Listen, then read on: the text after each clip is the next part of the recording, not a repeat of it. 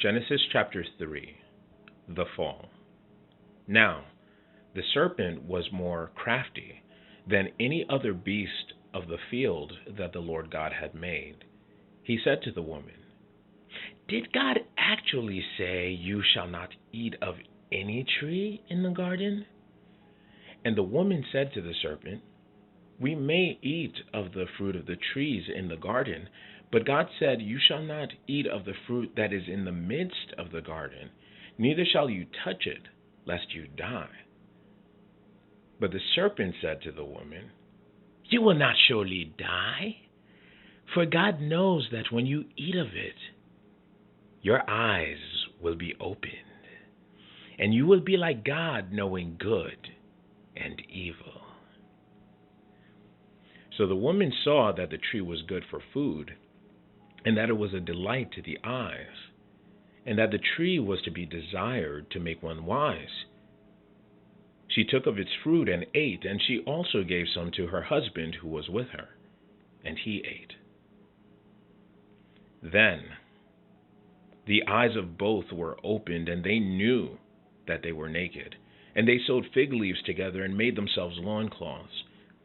And they heard the sound of Yahuwah the Lord God walking in the garden in the cool of the day. And the man and his wife hid themselves from the presence of Yahuwah the Lord God among the trees of the garden.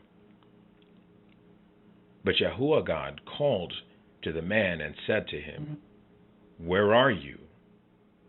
And he said, I heard the sound of you in the garden, and I was afraid because I was naked, and I hid myself." He said, "Who told you that you were naked? Have you eaten of the tree of which I commanded you not to eat?" The man said, "The woman whom you gave to be with me, she gave me fruit of the tree, and I ate." Then the Lord God said to the woman, "What is this that you have done?" The woman said, "The serpent deceived me, and I ate." The Lord God said to the serpent, "Because you have done this, cursed are you above all livestock and above all beasts of the field. On your belly shall you go, and dust shall you eat all the days of your life. I will put enmity between you and the woman, and between your offspring and her offspring. He shall bruise your head, and you shall bruise his heel." To the woman he said, "I will surely multiply your pain in childbearing. In pain you shall bring forth children. Your desire shall be contrary to your husband, but he shall rule over you." And to Adam he said, "Because you have listened to the voice of your wife, and have eaten of the tree of which I commanded you, you shall not eat. Cursed is the ground because of you. In pain you shall eat of it all the days of your life. Thorns and thistles it shall bring forth for you, and you shall eat the plants of the field. By the sweat of your face you shall eat bread till you return to the ground, for out of it were you taken. For you are dust, and to dust you shall return." The man called his wife's name Eve because she was the mother of all living. And the Lord God made for Adam and for his wife garments of skins and clothed them. Then Yahuwah the Lord God said, "Behold, the man has become like one of us in knowing good and evil. Now lest he reach out his hand and take also of the tree of life and eat and live forever." Therefore the Lord God sent him out of the Garden of Eden to work the ground from which he was taken. He drove out the man, and at the east of the Garden of Eden he placed the cherubim and a flaming sword that turned every way to guard the way to the tree of life. Chapter 4. Cain and Abel. Now Adam knew his wife, Eve, and she conceived and bore Cain, saying, I have gotten a man with the help of the Lord. And again she bore his brother Abel. Now Abel was a keeper of sheep, and Cain a worker of the ground.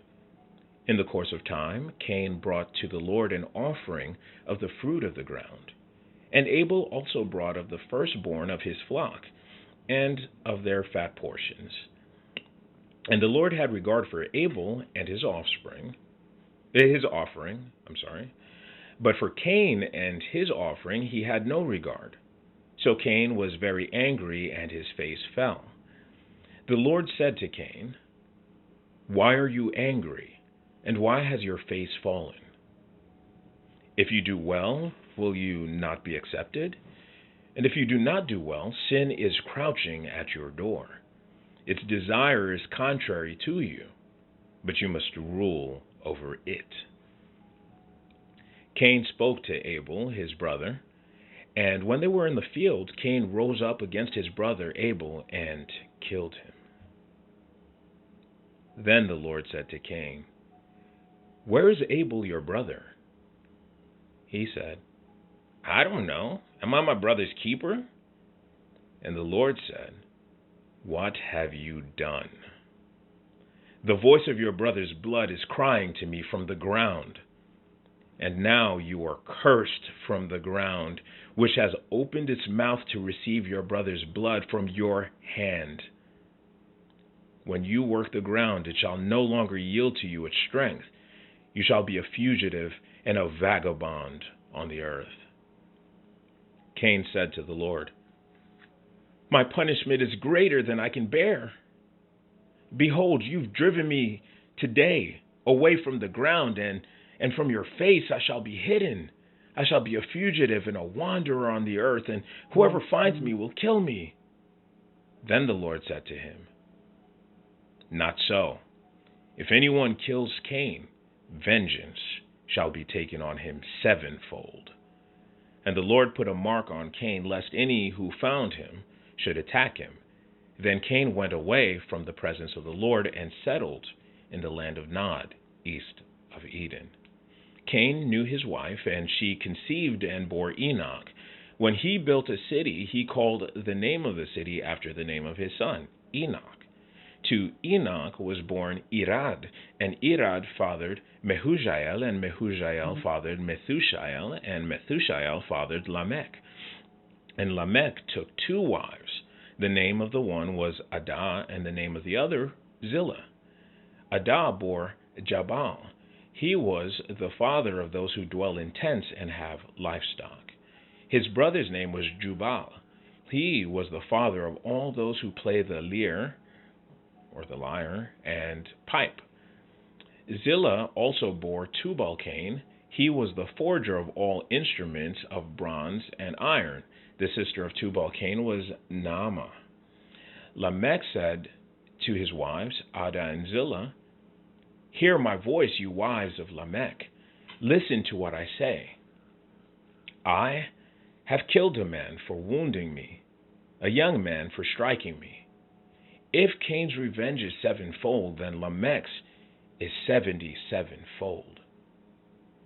And Adam knew his wife again, and she bore a son and called his name Seth. For she said, God has appointed for me another offspring, instead of Abel, for Cain killed him. To Seth also a son was born, and he called his name Enosh. At that time, people began to call upon the name of Yahuwah the Lord.